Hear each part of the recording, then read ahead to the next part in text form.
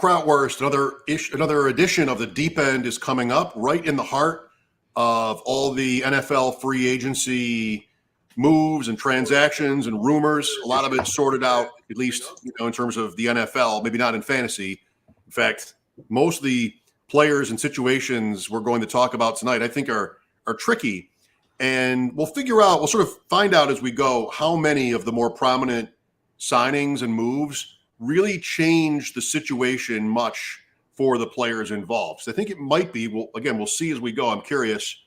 It might be that in several of these, the player really sort of seems to have about the same value as they did. And there's still a lot more to happen, of course, with the NFL draft and other moves. So glad to have you. It should be interesting to talk about some of these players and a couple of other draft concept and strategy type topics right at the top. This is the Deep End. Welcome.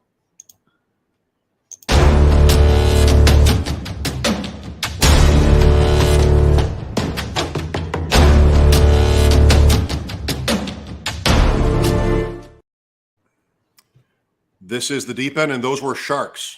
Ever seen a shark? Ever seen a shark in real life, like not at an aquarium? No, thank God. Thank God, no. I did for the first time in Hawaii in November. Oh, wow. But my kids, and I bet yours are too, like the kids are the big shark experts in the house. They just know all this science stuff. And they're like completely chill about it, even though it was on the beach. Just this one type of shark just going around and around 2 or 3 days in a row, pretty near the shore. And my kids are like, oh, that's no problem. Don't worry about it. So kids these days, I'll tell you. No, I'm keep me away from the sharks. Okay. It wasn't like anyone was evacuating. So I think they were probably right. That's right. There wasn't a Jaws type experience. Right.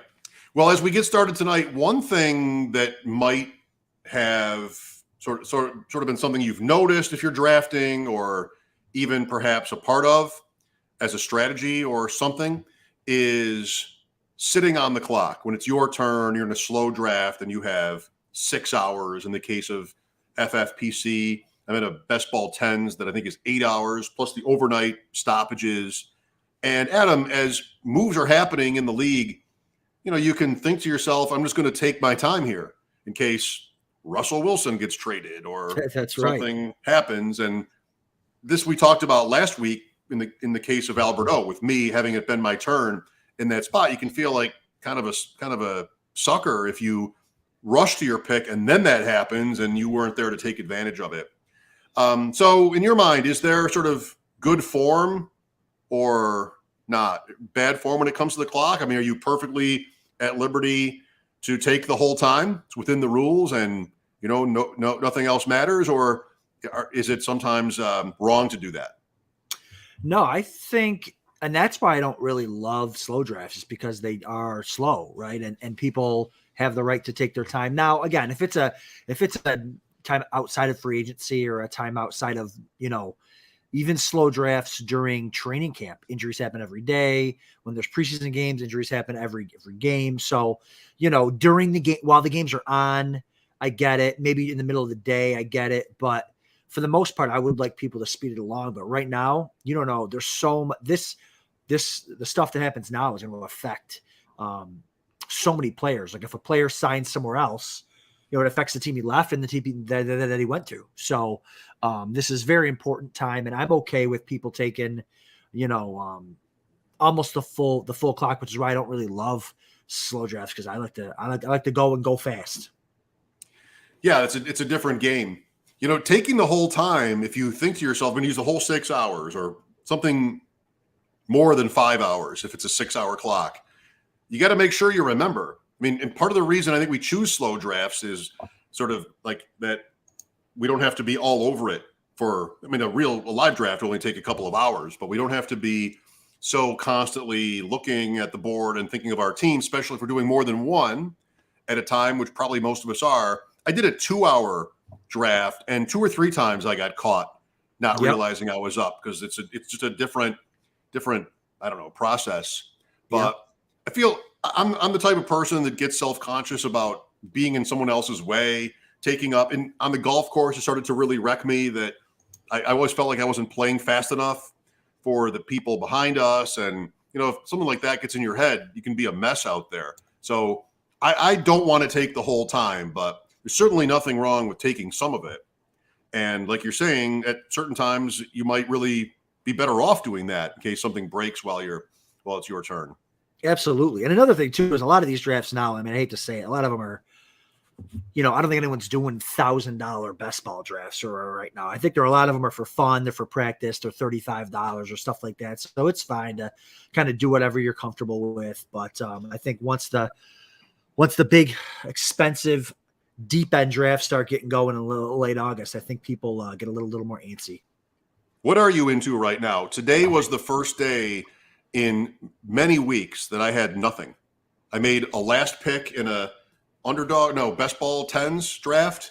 Okay. And so that's over. I had 2 or 3 FFPCs that are all over. So it's the first time in a long time. I'm not, waiting on it being my turn in any draft. Are you into a few right now or no? I'm underdog right now, hitting that Underdog Superflex tournament pretty hard. When I say pretty hard, I mean maybe like one a day or something. I know guys are doing, max entering in like a week, but I can't do that. So I'm doing the Underdog drafts and I'm waiting for these FFPC Dynasty leagues, the actual those to kick off, to purchase some of those. Once people buy these orphans, please. All right, buy these orphans so we can move on to the real deal here. So, but yeah, right now I'm doing these underdogs. Do you ever look at the orphans? I do. And, I saw, speaking of the deep end, I was so interested the other day. There was a Josh Allen Superflex that was for sale. And you know how that makes me feel. It gets me all warm. And it was like a $250 team for maybe $150 or something. For me with the deep end, I gotta be higher stakes than that, especially with Dynasty, because it's going to take up so much more of my time. I don't think the payouts are huge in those. So I'm trying to get into a new startup, like a 500 or a 750 or 1,000 Superflex and go ahead and get Josh Allen. Hopefully nobody's in one of those leagues with me, because I'll pay top dollar. So yeah, I think I like the job I have. I might prefer whoever has the job of deciding how much to list those orphans for. That's we could have, right? I think is it Dave Gerzak? We could probably have him on the show. Dave or Alex. So how do you got a $250 entry and you've got a roster like you're describing. Oh, that's Josh Allen, but its number 1 running back is Ronald Jones. So we're going to figure out are there certain principles in pricing those? There probably are. You can't he does them every year so often. He's probably got a formula down pretty good. Yeah, I like that idea. We should call him and see if he would talk about the strategy there. We'll get him on here. Maybe he can auction them off live. We'll get a live auction going for some of these orphan teams. You and I can blind bid on one of those teams, and whoever gets the lower bid wins them. That's something like that. Maybe there's a game in there. Always looking for a game. Okay, so you mentioned Underdog Superflex. You're in those rooms. What are you seeing? Yeah, I've seen a lot of chatter. It's funny because we've talked about Superflex for a couple of years now, and I know the Draft Sharks Invitational is Superflex, and I love Superflex. I wish every league was like that. So I've kind of been already involved in it, but it's fun to see all these Underdog professionals and all these best ball professionals that aren't used to the Superflex style. And I saw a thread on Twitter the other day. It was like an 8-piece thread with, numbers and analytics and all these different, basically a 1,000-word essay to tell you at the end, you should take quarterbacks early in Superflex. It's not that complicated. I'm here to tell you in 10 words or less, take quarterbacks early in Superflex. That's the fun of it. That's the name of the game. And especially in Underdog, where in the Superflex, you only have to start 2 receivers and it's half PPR. So I don't even look at receivers for the first 7 or 8 rounds. I want 2 or 3 quarterbacks. I want 4 or 5 running backs, because you essentially are going to start as many quarterbacks as you are receivers, right? I mean, it's Superflex, so that flex spot can be something else, but you don't want it to be something else. You want it to be a quarterback. So you're starting as many quarterbacks as you are receivers. So I'm taking quarterbacks early. I'm taking them often. I left the underdog draft the other day with 4 starting NFL quarterbacks. And I love that. I love being able to shoot for the moon, dominate that flex spot, and then just wait on those receivers and just go ahead and I think I did one of my recent ones. I took receiver like rounds 11 through 20. I took 9 straight receivers, and I only have to start 2. I only got to get 2 guys to get into my starting lineup every week. I think my number 1 receiver was Allen Robinson, so I was fine with that. So I'm just take quarterbacks early, pass on receiver. And listen, I'm not an anti-0 RB guy. I won a $3,000 entry last year going 0 RB. So I'm perfectly fine with going heavy receiver if it makes sense. I don't think it makes sense at all with half PPR and only having to start 2 in the Superflex tournament on Underdog. What's the buy-in? I think it's like $10. $10, and so there you have your little freedom right there within. I mean, that's you try anything you want, right? And so, is there a limit on how many quarterbacks you can draft? I don't think so. Nope. In Superflex, I just very rarely feel like I've done it at the end of a draft.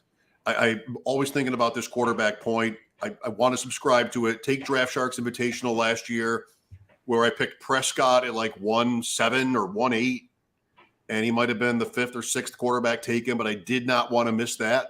Yep. And then too early, it turned out, to Justin Fields, and then too early to Zach Wilson, and I still finished in the middle, but wasn't quite where I needed to be. February 5th, a league I run here, we draft the day before the Super Bowl for next year. Superflex, tight end premium, Mahomes, Lance, Malik Willis. Like still, you know what it is? I will not draft Carson Wentz. There are certain guys, Garoppolo, Wentz, that time of year or this time of year, even a little bit, you don't know who's going to play.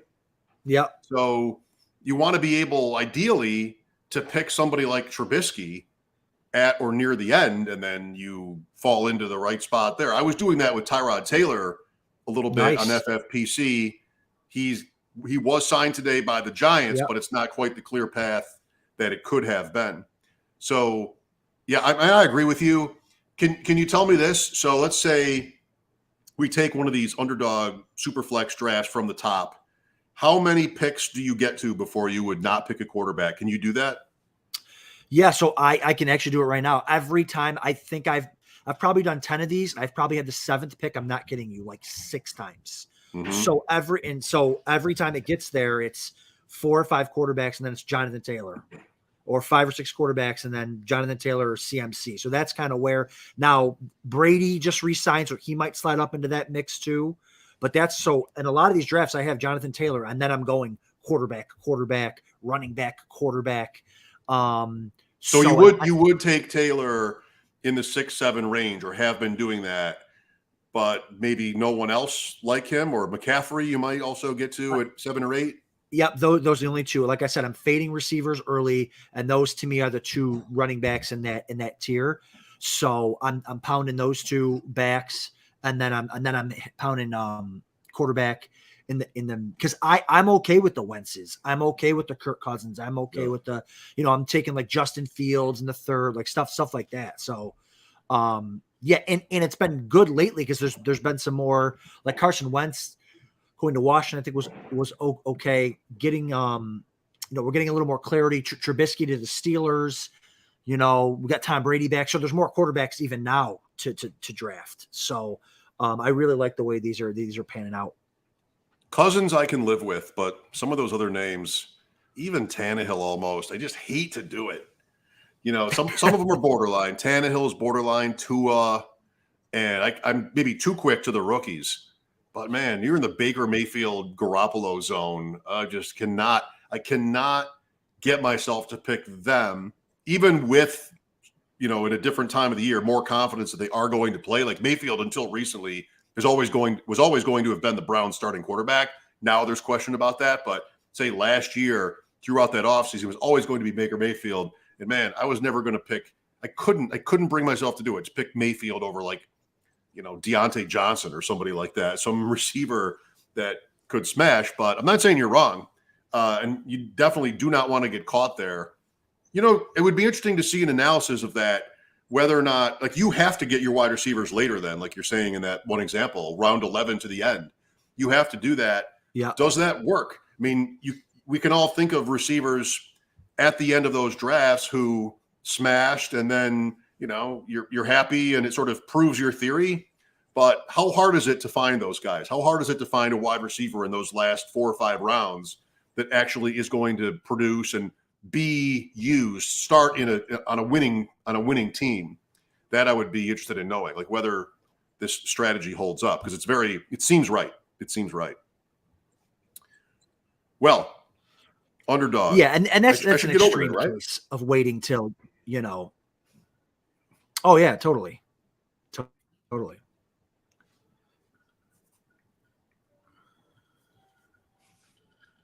I'm waiting for you because you're on a delay again tonight. So I'm waiting for you to start. Oh, sorry. If you had anything more on that, I don't know what's going on. If not, we'll move on. No. I'm good. So what do you got? Free agency. Let's talk. What are you thinking? Well, a lot of interesting moves. How many of these, like I said at the beginning, will appear to be moves where significant change has happened to the player's value or to someone else affected by it? Who do you want to start with? Yeah, I'll start with I'm going to start with that. Now, this isn't free agency, it's more trade, but I'm going to start with Amari Cooper to Cleveland. And not because I love it, but because I don't love it for him. I don't love it for Cleveland. And I feel like this is more of an instinct thing for me, right? But I just don't feel like he's a guy that now I know we like him as a talent. He's been, highly drafted. He's been very, very good, but I just don't think he fits with this offense. They got 3 tight ends there. They have 2 running backs there. Is he the best receiver by a mile? Sure. I don't know if he's going to be sour after the trade, if he's going to play with that chip on his shoulder. I just don't feel like he's the type of guy that will play with that chip on his shoulder. I feel like he might pout, and he might, hate being there, and might try to force his way out, so I don't know. We'll see. Again, that's kind of a gut instinct for me. I just feel like he's not going to like it there. Baker Mayfield's going to have another wide receiver diva on his hands, and it's just not going to go well. I have to agree mostly. We tried to pick guys where we felt more strongly than maybe other people we've listened to or read, or what consensus might seem to be. But I'm pretty much in the same place on Cooper. A lot of his value to me was his situation with Dallas. He's good, maybe really good. He's not great. He's not top 10 in the league or anything like that. So situation, I think, matters a lot with Cooper. And there was a game. So the schedule was lengthened last year, and certain NFC and AFC teams played that extra game against each other. This used to be real easy for me to sort of remember an AFC NFC game and tell you what year it was because of like who played which divisions that year and everything. Dallas played at New England in 21. They also played there in 19. And Cooper in that game, they probably lost. Brady was the Patriots quarterback. I watched Amari Cooper run back and forth from the sideline with his hands in like that pouch.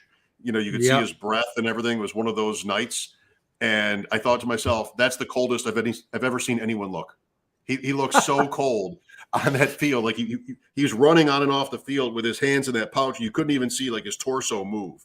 He just was, you could only see his breath move in that. And like this guy, not to make, I don't think I win by making these sort of judgments, but it struck me, he does not want to be there.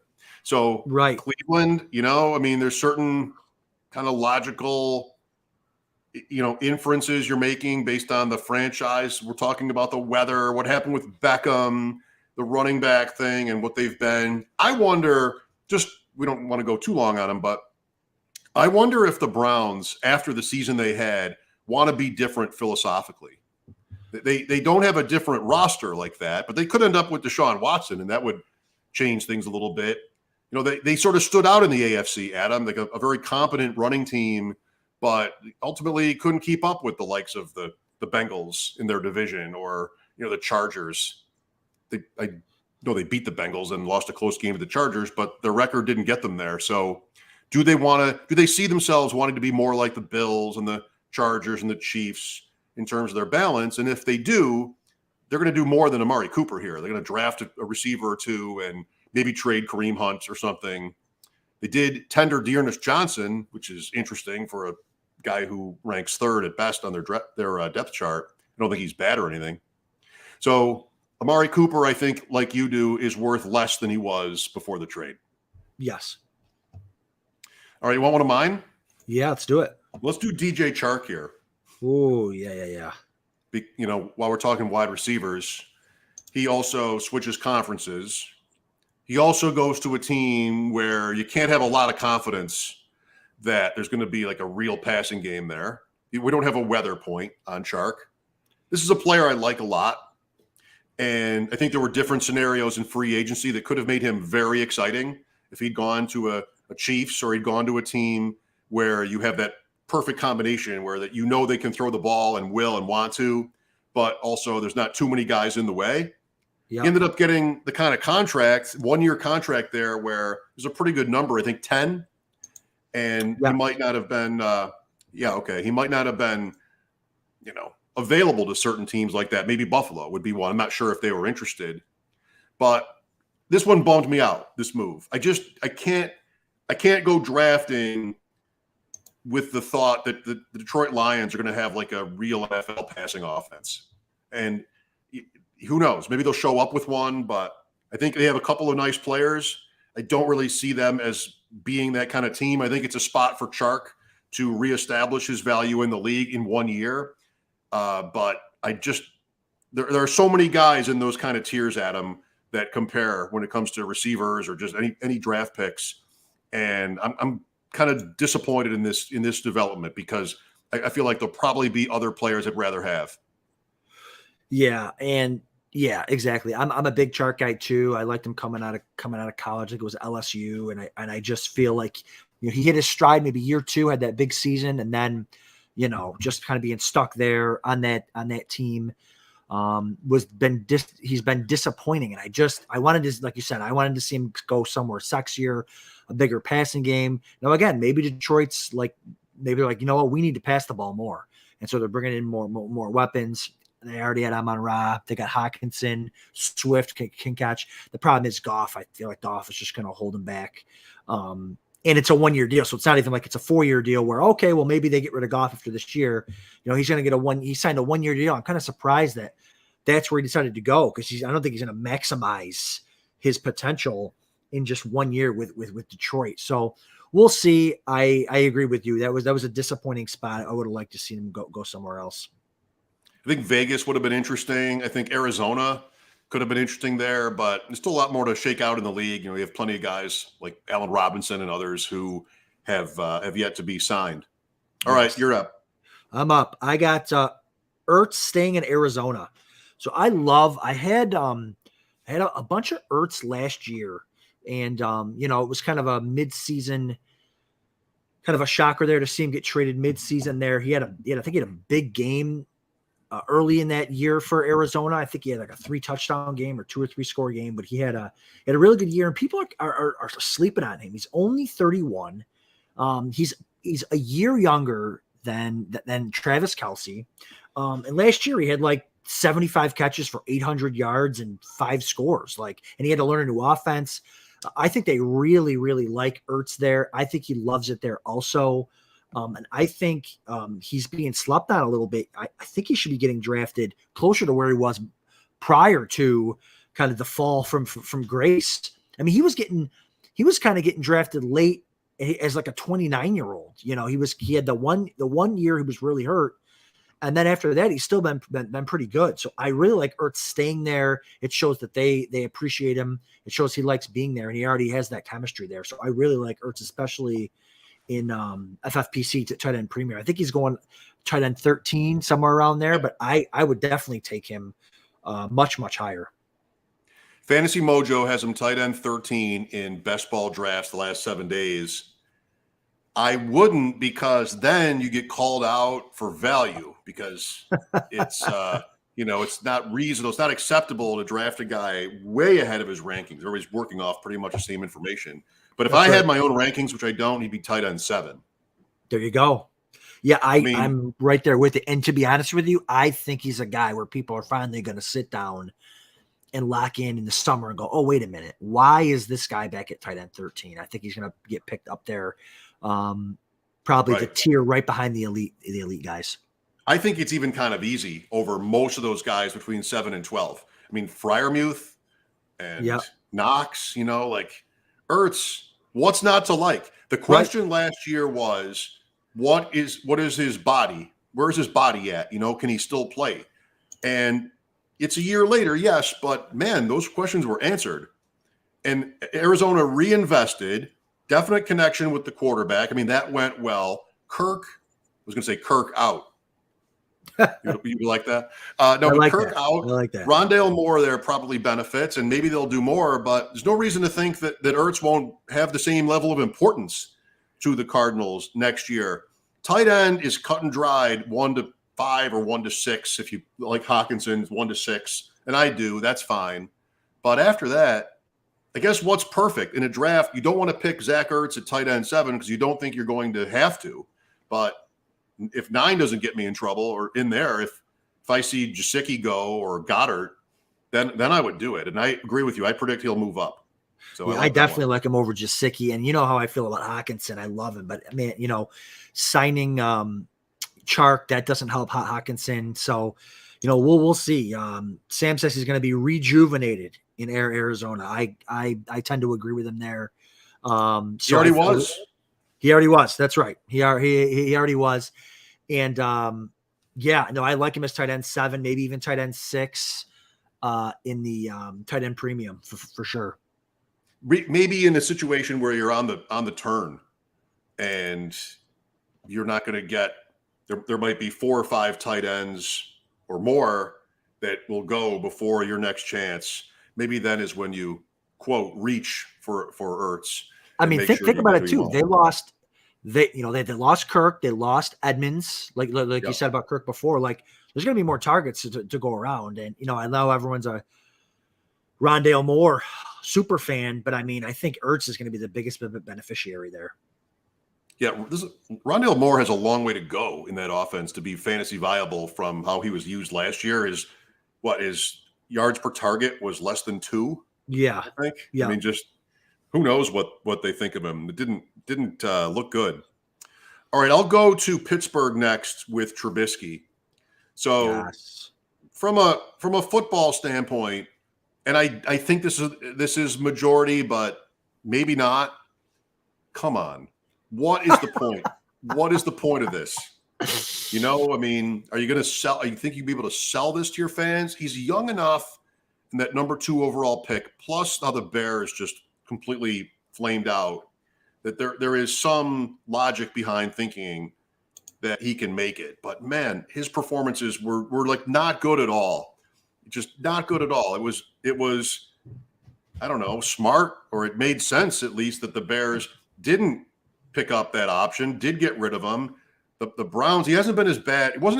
Mayfield hasn't been as bad as Trubisky, but it's kind of a brave call for a team to make, which Chicago did. I think they've made a lot of mistakes. Everybody does, but it wouldn't be this one for me. The idea here is, too, that he's better than he was before because he spent a year in Bills offense with that coach, and so maybe. But I felt that the Steelers had an opportunity here to sort of get away with playing a rookie and finding their way to someone new if they weren't going to be able to get to Rodgers or Wilson, which, they probably tried.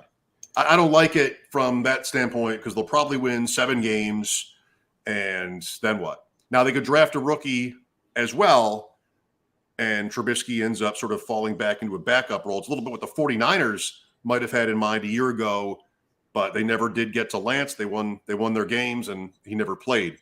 So I really don't like it. But from a fantasy standpoint, you're talking super flex leagues. Of course, you're going to want to put some chips into this. They do have receivers, and so he has some value on that level. But I don't expect, like in terms of dynasty, Adam, I don't expect Trubisky to work out. So if I had him on a roster because it's dynasty and I have 5 quarterbacks, dynasty super flex or something like that, I would be, hoping to get an offer. Yeah, I love this for fantasy. I love it. I mean, he can't be as bad as Big Ben. he can't, as far as like getting other guys the ball. I think actually Sam said that in the chat too. Mitch can't be as good as Big Ben. Completely agree. I just let him loose. Like, people forget his second year in the league.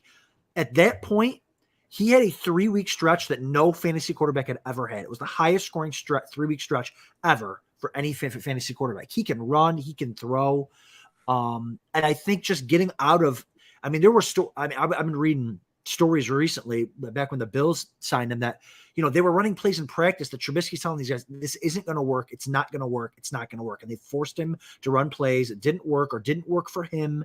And I think that even Josh Allen said it best. You get this guy in an offense that does what he does best, uses his legs, uses his arm, uses his athleticism. I think he could be fine this year. I'm not saying dynasty. I completely agree with you there, because again, this is it's a wait and see type thing. But I think for the Steelers have really good coaching. Like, they've had really good coaching there for a long time. I think they kind of know what they're doing here. They know what they're getting themselves into. And I think that if they use him right with the weapons around him, I think this raises Claypool's stock.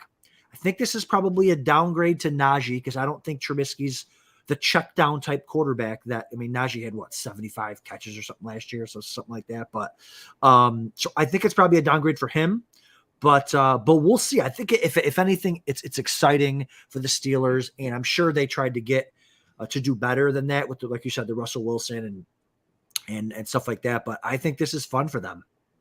It's just a franchise that should shoot higher and never settle like this. And the fact that they did, I think, is concerning. Dynasty is Thursday night, but the question that you want to answer, you can be decisive either way here, I think, on Trubisky, because the ball is in the air a little bit on him.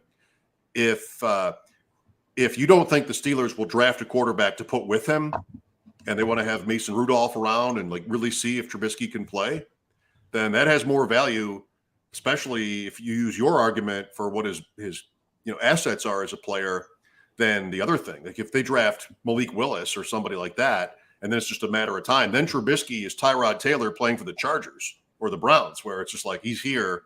And the money, I don't think the money is such a good clue in these often, but the money doesn't help the argument that the Steelers really want to go in with him. It's that little, it's less than Taylor got from the Giants. It's kind of that hedge amount, sort of that range where we could play you, but it's definitely not a real investment. So in terms of the other players on the team, I don't know. I guess the Harris point makes sense. I like Claypool a lot. Yeah. And I still want to think that there's a higher ceiling there with him that, somehow manifests. They have the same offensive coordinator, though. And I don't know. That's a tough call right now. But I'd be looking to get out. If somehow randomly I had him on the back of my roster, I would try to trade him or be willing to, and Adam's kind of in the other camp. All right, one more from each of us. Who have you got? Perfect. I'm gonna go, man. I'm gonna go with Connor back in Arizona. And I'm kind of torn on this because I love Connor. Maybe it's because he made me a lot of money last year, thanks to you. You were on him before I was. Yes. Yes. What draft was that? For the record. Was that Memorial Day? That was Memorial Day. Yep. Yeah. We had a draft. It was the middle rounds, and Adam was in it. Louis G was in it, and Abib and everybody. Scott Connor, Jay and Scott, and Gilds maybe. And at the end of it, we all sort of were texting. And how do you think I did? Adam said, I loved your team until you picked James Conner. Well, and then I always have the 7th round. I didn't like him in the 7th. And then I started taking him in the 9th in every single draft. But that's it. I mean, kind of a side note, that's like when people take players around or too early, people that you respect, like, it makes you dive into those players a little bit more. And you should always be doing that throughout the summer. Be like, man, why does that guy love him? Why does that guy hate that player? Stuff like that. But so I really like James Conner. I love this situation, but I just feel like to get a guy that we were getting in the 8th, 9th round last year to now he's going to maybe be a top 10 or 15 back. I think on a points per game basis, absolutely. He's got that top 10, certainly upside for sure. I just don't know if his body can withstand it. I think every time he gets a chance to have a full workload, he got banged up last year. He'll be 27 in May. So, that seems young, but, he's had some big bell cow seasons under his belt already, and he's not very elusive as it is. So I do like James Conner. I like the situation for him. I think on a points per game basis, he's going to be great, but I think he's going to get worn down, and he probably won't be a guy that I'm targeting. He might be a guy going in that RB dead zone that I might end up passing quite a bit on. But yeah, granted, we don't have Chase Edmonds there now, which is obviously why we love him. But, maybe they go pick up another third down back. Maybe they turn the rookie receiver from last year. I'm drawing a blank on his name. Rondale Moore. Rondale Moore. Yeah, we spoke about it earlier. Maybe they turn him into the receiving back. Who knows? But I do like him from a points per game basis. Mojo has Connor at running back 27. Yeah, I think he's moving up though. Obviously. Yeah. Right. Recent news. Yeah. Last year, if you were worried about injuries because you're a player who worries about injuries, then you were going to be off James Conner. I mean, it really fell apart for him with the Steelers. I am not. Why I picked him partly was because I don't care about that. What I do care about, again, is what is the financial commitment from the team. And that money last year for Connor was very light. Yeah. And it was probably before the draft. So there would be still some, like this time of year, question about what kind of a commitment that really was. And Edmonds ended the year before looking kind of good with Drake there, I think, was the tandem. So I understood the indifference toward Connor. But now they paid him. Edmonds left. And, 26, 27 is not too late necessarily. Right. I'm thinking of Melvin Gordon here. Think about, like, Connor in terms of touches. He's at 730 rushes or somewhere around them. There's another good year there if he stays on the field. If you think, he got hurt in the past, last year should mean something, but you want to shy away because of injuries, then so be it. I won't be. He's going below guys like, I'm not sure I'm negative toward these other guys as I look at Darren's list, but Damian Harris, Fournette, Michael Carter, even Elijah Mitchell. I think I'd have Connor above all those guys. Yeah, and I think, like I said, I think he's gonna fly up the draft boards with this news. I'd like to see where he settles in. Yeah, he's got 734 attempts in his career. You're right. He hasn't had. I just looking at him through the years when he has had that heavy workload, he has struggled to maintain, which is interesting. He's a big guy, 6'1", he's solid. So we'll see. Again, if he stays down in that 20 to 25 range, I'm all over him. But I think he's going to be higher. That's 6th, 7th round. You've said that twice, and that's a good point. That number's in motion. All right. Well, I'll finish up with one here. I think Washington is interesting. So J.D. McKissick leaves for Buffalo today. And we can talk about this from both of these teams' standpoints. In terms of the Bills, I was working on WGR last week. This is the exact player we got to for what we thought they could or should do at running back. Interesting. Partly because, no interest in Barkley or McCaffrey for the Bills. Don't make a move that will have you moving away from Allen. You want to still be who you've been these last 2 years. And I think McKissick is close to perfect. It's why we got to him in our discussion.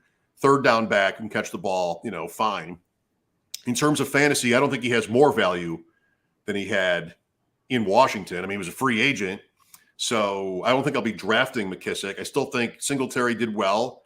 And this is definitely a part-time role for him, like a sort of a niche spot, just like he's been in his career already.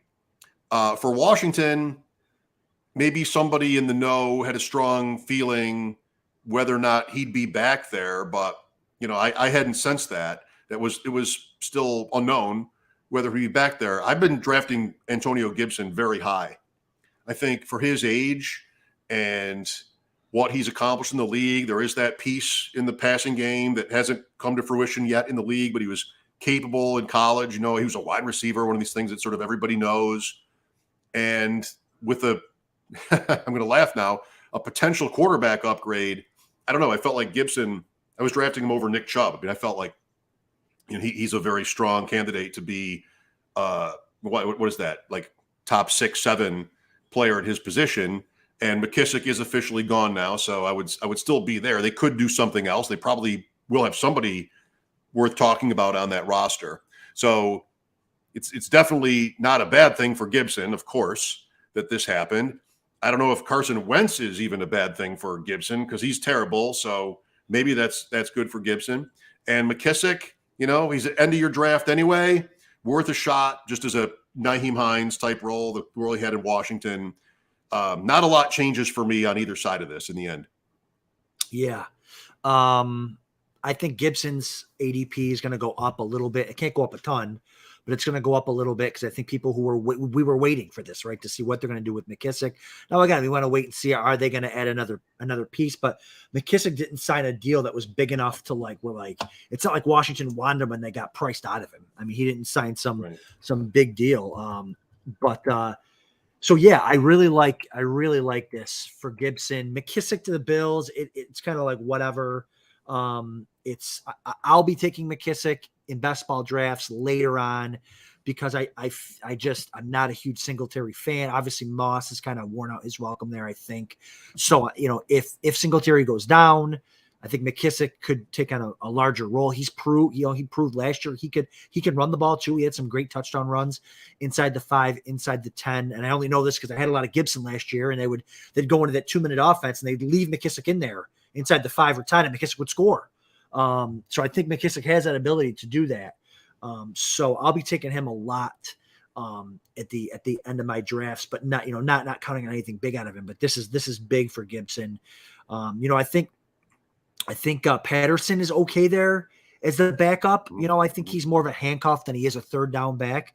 So I'm not really too worried about him, but I think you can, rest easy knowing that all your Gibson shares in the third round.